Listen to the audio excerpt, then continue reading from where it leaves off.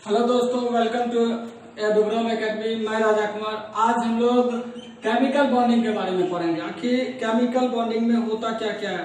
तो इसमें हम लोग सबसे पहले ये बात जानेंगे कि आखिर दो एटम कंबाइंड क्यों होता है। आप लोग देखे होंगे कि ऑक्सीजन को हम लोग O2 लिखते हैं, हाइड्रोजन को H2 लिखते हैं, क्लोरीन को Cl2 लिखते हैं। ऐसा क्यों लिखते हैं, ठीक, क्यों लिखते हैं, ये सब बातें हम लोग इस टॉपिक में जानेंगे, केमिकल बॉन्डिंग में।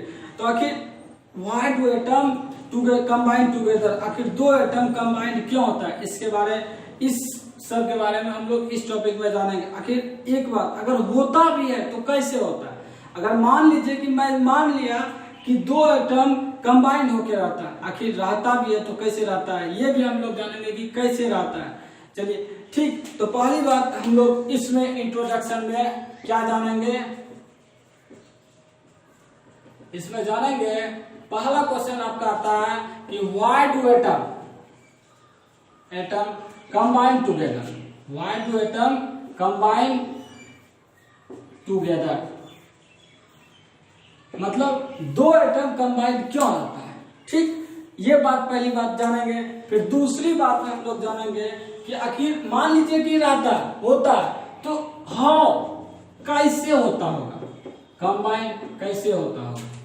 और तीसरा क्वेश्चन ये होता है कि आप लोग देखे होंगे कि हर एक एटम अपने डिफिनिट रेशियो में होता है। क्या होता है, डिफिनिट रेशियो में। जैसे मान लीजिए कि H2O, इसमें क्या क्या है, हाइड्रोजन और ऑक्सीजन, लेकिन हाइड्रोजन दो और ऑक्सीजन एक। अगर मान लीजिए H4O है, ये भी तो, इसमें भी तो हाइड्रोजन और ऑक्सीजन है, इसको हम वाटर बोलते हैं, लेकिन हम इसको वाटर नहीं बोलते हैं। क्यों, ऐसा क्यों? क्योंकि हर एक कंपाउंड डिफिनिट रेशियो में रहता है। ये डिफिनिट रेशियो है, ये डिफिनिट रेशियो नहीं है। ये बात भी हम लोग जानेंगे, आखिर हर एक सभी कंपाउंड डिफिनिट रेशियो में क्यों रहता है। तो तीसरी बात हम लोग क्या जानेंगे कि why do compound definite ratio, why do compound definite ratio, definite ratio, मतलब कि दो एटम मतलब कोई भी कंपाउंड डिफिनिट रेशियो में आखिर रहता क्यों है, ये बात जानेंगे। तो हर एक चीज, मान लीजिए कि ऐसा एटम कर रहा है, काम कर रहा है, क्या कर रहा है कि वो दो एटम के साथ मिलकर रह रहा है, मान लीजिए कि रह रहा है, कैसे रह रहा है वो तो बात की बात है। तो आखिर रह क्यों रहा होगा, क्यों, क्योंकि उसको स्टेबिलिटी मिल रहा होगा। क्या मिल रहा होगा, स्टेबिलिटी, वो स्टेबल हो रहा होगा, इसलिए तो वो दो एटम के साथ कंबाइन रहता है। तो सिंपल सा फंडा क्या है कि उसको स्टेबिलिटी मिलता होगा, स्टेबिलिटी मिलता होगा। अब नई बात क्या आ गया कि ये भाई स्टेबिलिटी होता क्या है, क्या होता है स्टेबिलिटी। तो इस स्टेबिलिटी को समझाने के लिए हमें दो थ्योरी को जानना पड़ेगा। पहला, टू थ्योरी है। देखिए, स्टेबिलिटी को जानने के लिए दो थ्योरी जानना पड़ेगा।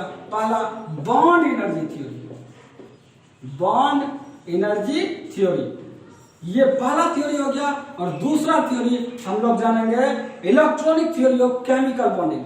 इनमें electronic theory of chemical bonding,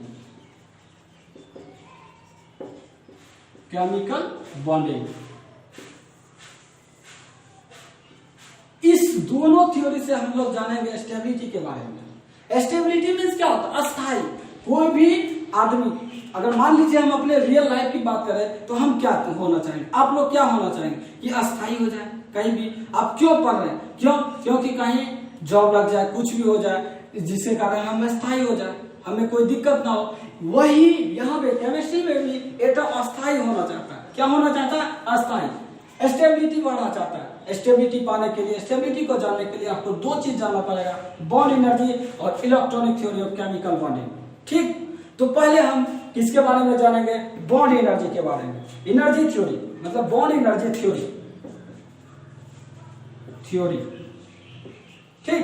तो पहले हम किसके बारे में जानेंगे, एनर्जी थ्योरी के बारे में। उसके बाद हम electronic theory of chemical bonding के बारे में जानेंगे। तो पहली बात हम क्या करते हैं कि एनर्जी थ्योरी के बारे में कुछ बातें करते हैं। आखिर एनर्जी थ्योरी होता क्या है? आप लोग ये तो जानते होंगे, पहला क्या हो जाएगा, एनर्जी थ्योरी। एनर्जी थ्योरी देखिए, अगर मान लीजिए कि ये कोई ऑर्बिट है, मतलब ये कोई परमाणु है, अणु है, ठीक। आप लोग जानते होंगे कि इस कक्षा में क्या रहता है, इलेक्ट्रॉन, और इस नाभिक में क्या रहता है, प्रोटॉन और न्यूट्रॉन। प्रोटॉन और न्यूट्रॉन, इधर क्या रहता है, इलेक्ट्रॉन। इलेक्ट्रॉन।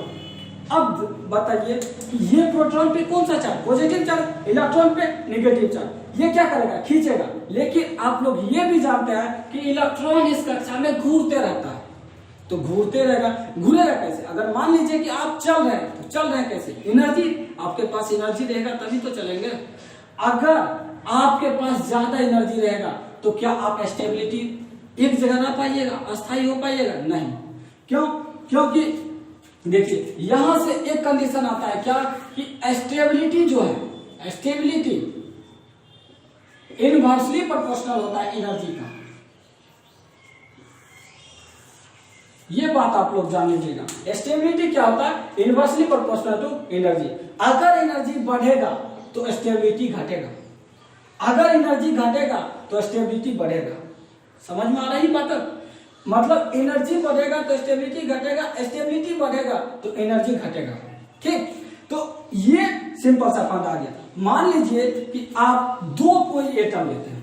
अभी हम क्या बोले कि पहला आपका क्वेश्चन क्या था कि आखिर दो एटम कंबाइंड क्यों रहता है, मतलब दो एटम मिलके क्यों रहता है। तो मान लीजिए कि दो एटम है, एक मान लीजिए एक ये एटम, ठीक, और एक इधर, एक ये एटम ले लेते हैं। दोनों में क्या होगा, इलेक्ट्रॉन होगा, इस पे भी इलेक्ट्रॉन, इस पे भी इलेक्ट्रॉन होगा कुछ, और इस पे भी इलेक्ट्रॉन होगा। अब बताइए कि मान लीजिए पहले इस एटम के बारे में बात करता है, तो ये इलेक्ट्रॉन को ये प्रोटॉन क्या करेगा, खींचेगा, अपने आप में भी खींचेगा। अगर ये दोनों एटम को एक जगह लाया जाए तो क्या ये प्रोटॉन भी इस इलेक्ट्रॉन को खींचेगा, खींचेगा ना, मतलब अट्रैक्शन होगा, इस दोनों में भी अट्रैक्शन होगा। लेकिन यहीं पर इस इलेक्ट्रॉन में क्या होता है, आप लोग ये बात जान लीजिए कि सेम चार्ज में रिपल्सन होता है और अपोजिट चार्ज में अट्रैक्शन होता है। तो प्रोटॉन पे कौन सा चार्ज, पॉजिटिव चार्ज, इलेक्ट्रॉन पे नेगेटिव चार्ज, इसलिए अट्रैक्शन होता है। लेकिन इलेक्ट्रॉन में क्या होगा, रिपल्सन होगा, ठीक। अब प्रोटॉन में भी क्या होगा, रिपल्सन होगा। लेकिन इस प्रोटॉन में क्या होगा, अट्रैक्शन होगा। क्यों, इलेक्ट्रॉन प्रोटॉन में क्या अट्रैक्शन होगा। तो देखिए हम लोग मतलब इस इलेक्ट्रॉन में क्या हो रहा है, रिपल्सन हो रहा है, इलेक्ट्रॉन में क्या है, अट्रैक्शन हो रहा है। तो अपने में भी तो रिपल्सन होगा, ये इलेक्ट्रॉन प्रोटॉन में क्या होगा, अट्रैक्शन होगा ना। तो ऐसे मतलब रिपल्सन हो रहा है, अट्रैक्शन हो रहा है। लेकिन यहां से अगर कैलकुलेशन निकाला जाए तो नेट अट्रैक्शन होता है। क्या होता है, नेट अट्रैक्शन होता है, मतलब कि नेट खींचा जाता है। अगर खींचाएगा तो इसका मतलब क्या, बॉन्ड बनेगा, नेट क्या होगा, अट्रैक्शन होगा। अब मान लीजिए कि अगर अट्रैक्शन होगा तो क्या होगा, एनर्जी रिलीज होगा, एनर्जी निकलेगा, एनर्जी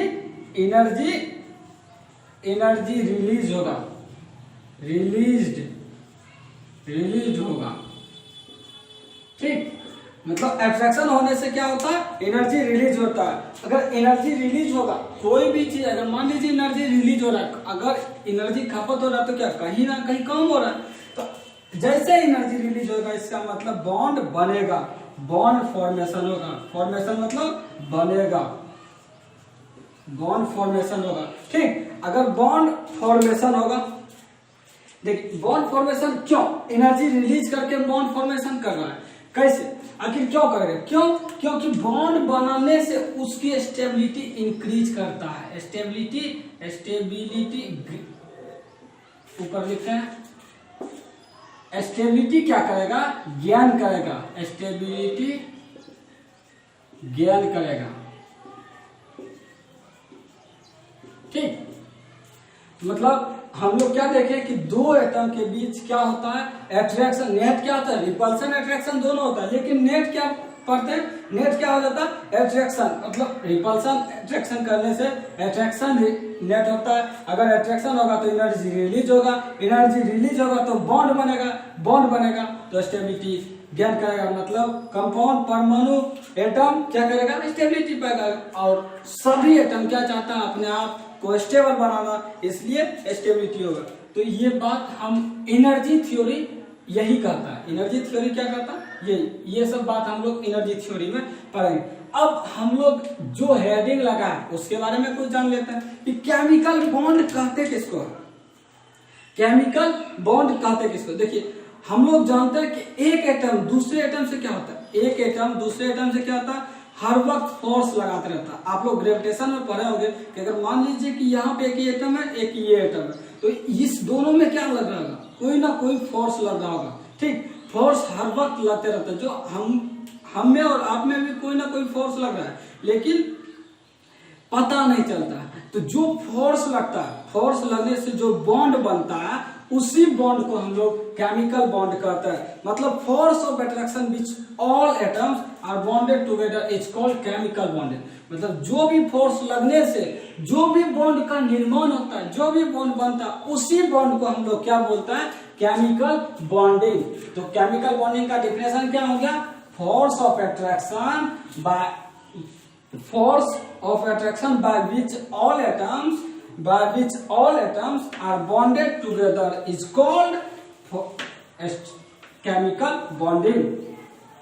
तो ये बात लिख लेते हैं, डिफिनेशन केमिकल बॉन्डिंग का, केमिकल बॉन्ड का डिफिनेशन लिख लेते हैं, force of attraction by which all atoms are together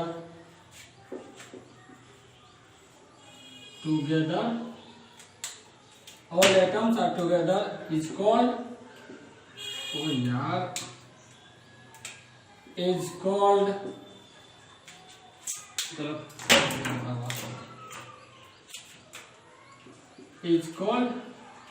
chemical bond. Chemical bond मतलब केमिकल बॉन्ड किसको कहते हैं, जो भी फोर्स लगता है, अगर कोई भी एटम के बीच जो भी फोर्स लगता है, उस फोर्स से जो बॉन्ड बनेगा, उसी बॉन्ड को हम लोग केमिकल बॉन्ड कहते हैं। ये हम लोग डिफिनेशन जान लिए, लेकिन वो हमें मेन पॉइंट क्या था, स्टेबिलिटी को समझना। तो स्टेबिलिटी के बारे में पहले क्या जाने, एनर्जी थ्योरी। तो अब दूसरा थ्योरी कौन सा था, electronic theory of chemical bonding. इसलिए पहले हम केमिकल बॉन्डिंग का डिफिनेशन बता दिए। तो दूसरा थ्योरी क्या है, electronic theory of chemical bonding. ठीक, electronic theory of chemical bonding.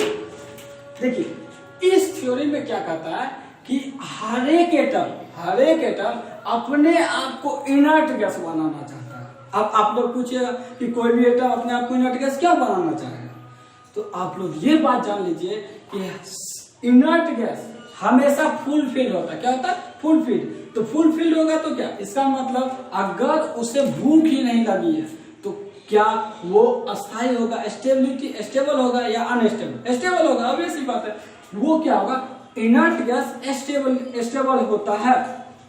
मतलब कि सभी एटम क्या चाहेगा कि हम इनर्ट गैस बन जाए, इनर्ट गैस बन जाएंगे और हमें स्टेबिलिटी मिल जाएगा। क्यों, क्योंकि देखिए अगर हम हीलियम लेते हैं तो हीलियम का इलेक्ट्रॉनिक कॉन्फ़िगरेशन क्या होता है, 1s2, लास्ट में 2 इलेक्ट्रॉन होता है। आप लोग ये भी जानते होंगे कि फर्स्ट ऑर्बिट में कितना इलेक्ट्रॉन चाहिए, 2 इलेक्ट्रॉन रहेगा तो वो उसका ऑक्टेट फुल रहेगा, तो वो स्टेबल होगा। और इस दूसरे ऑर्बिट में कितना इलेक्ट्रॉन चाहिए, 8 इलेक्ट्रॉन चाहिए। अगर 8 इलेक्ट्रॉन इसमें रहेगा तो वो क्या होगा, स्टेबल होगा। तो यही बात हीलियम में कितना इलेक्ट्रॉन है, 2 इलेक्ट्रॉन, मतलब फर्स्ट ऑर्बिट में 2 इलेक्ट्रॉन। इसका मतलब कि हीलियम क्या है, अस्थायी है, इसलिए ये इनर्ट गैस है। मतलब सारे इनर्ट गैस अस्थायी होता है, स्टेबल होता है। तो हम लोग कंक्लूजन क्या लिखा, इस इलेक्ट्रॉनिक थ्योरी के अनुसार सभी एटम क्या करना चाहता है, सभी एटम अपने आप को इनर्ट गैस बनाना चाहता है।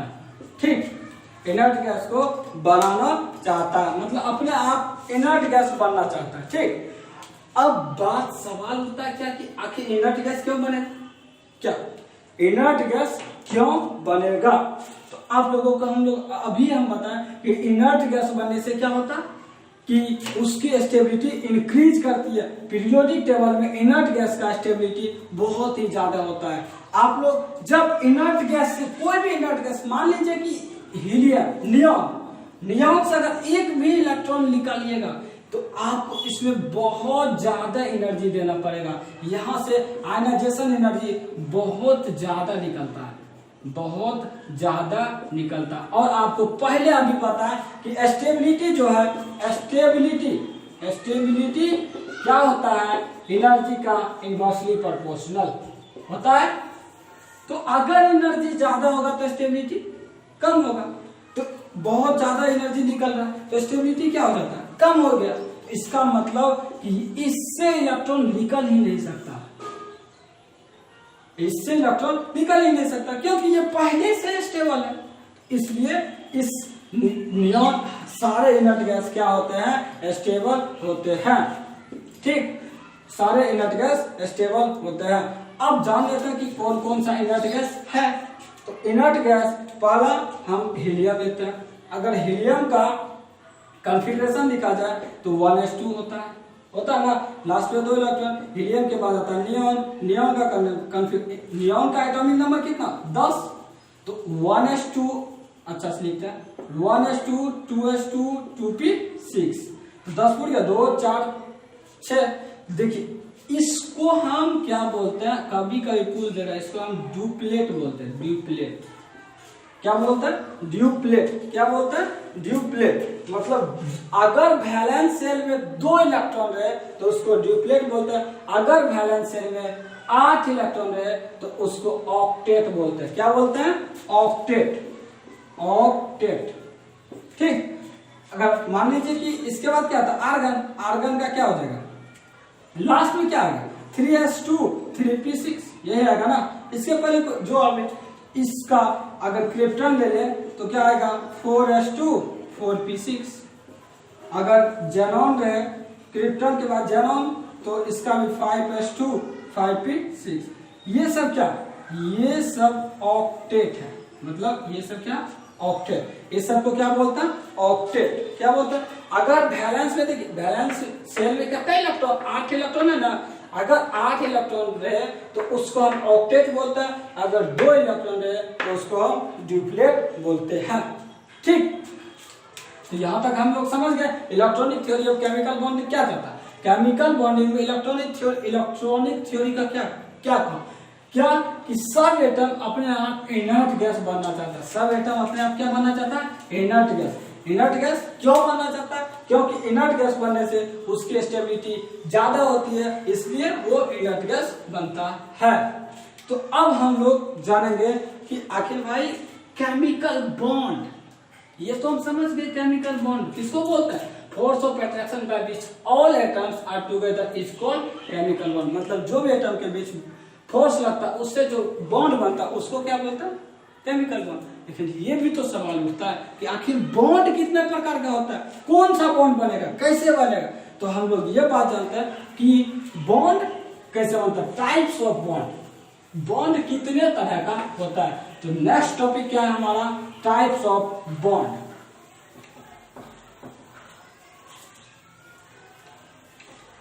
टाइप्स ऑफ बॉन्ड क्या है, टाइप्स ऑफ बॉन्ड। ठीक, टाइप्स ऑफ बॉन्ड। देखिए बॉन्ड जो है ना, केमिकल बॉन्ड में 2 तरह का बॉन्ड होता है। कितने तरह का बॉन्ड होता है, 2 तरह का। पहला इंटर एटॉमिक बॉन्ड, क्या होता है? Inter atomic bond, inter atomic bond, ठीक। और दूसरा क्या होता है? इंटर मॉलिक्यूलर बॉन्ड, मॉलिक्यूल के बीच में तो बॉन्ड बनता है, जैसे H2O, इसका स्ट्रक्चर कैसे होता है? ऐसे होता है। तो ये देखिए, ये क्या, अगर एक से ज्यादा एटम है तो वो मॉलिक्यूल होगा, तो मॉलिक्यूल में भी तो बॉन्ड बनता है। तो दूसरा बॉन्ड क्या होता है? Inter molecular bond.